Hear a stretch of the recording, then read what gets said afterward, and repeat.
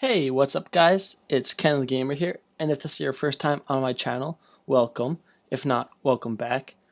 And today we are going to be talking about some different ways how you can drastically improve your kill to death ratio in Black Ops 3. Some of the methods that we're going to be discussing today can carry over to other Call of Duty games as well. Most of the strategies are pretty easy to implement, and I guarantee that you'll be able to see improvements in just a couple of games.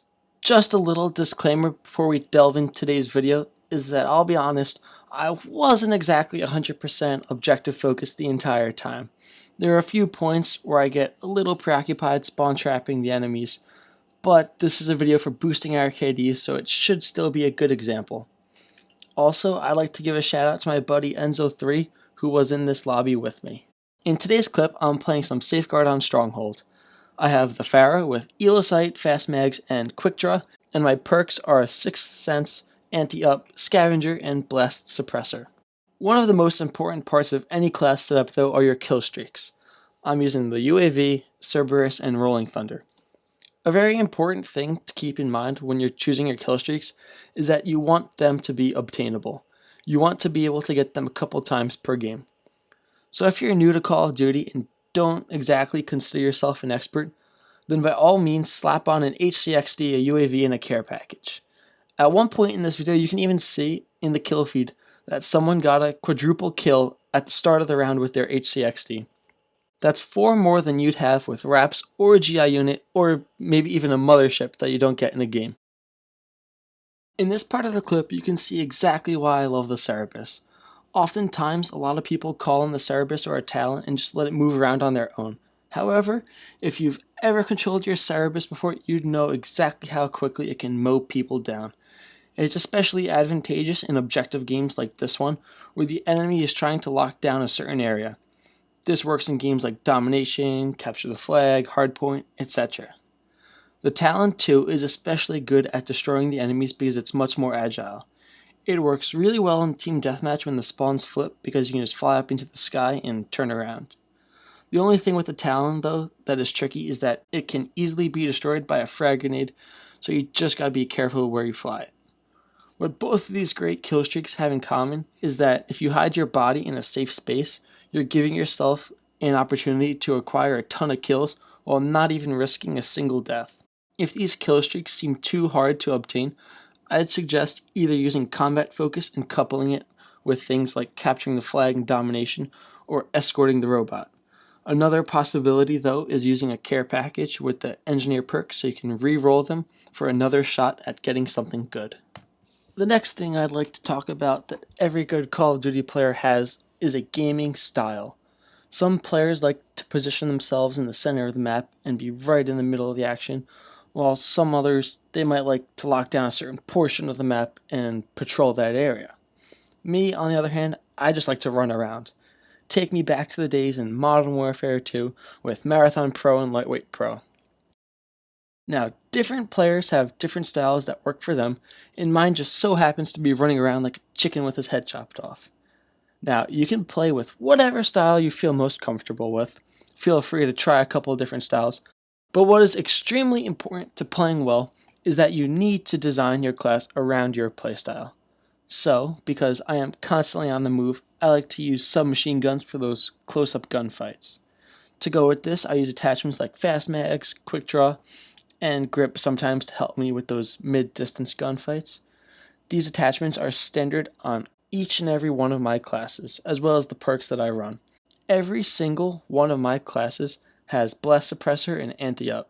My first perk is either Sixth Sense, so I can find the people near me, or Ghost, so that I can flank the enemies and come from behind.